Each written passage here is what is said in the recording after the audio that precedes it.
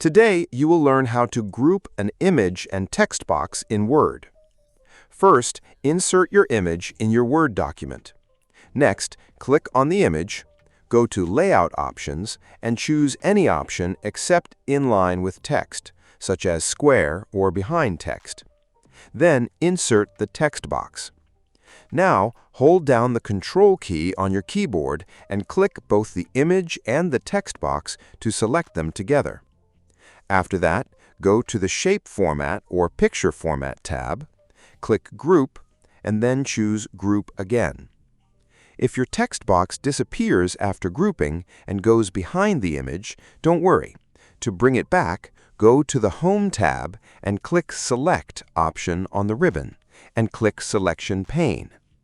A pane will appear where you will see your grouped objects listed. Find the text box under the image, then simply drag the text box above the image in the list. As soon as you do that, the text box will appear in front again. Another important thing is you can still move and resize the single object in this group. If this video helped you, please like this video and subscribe to the channel.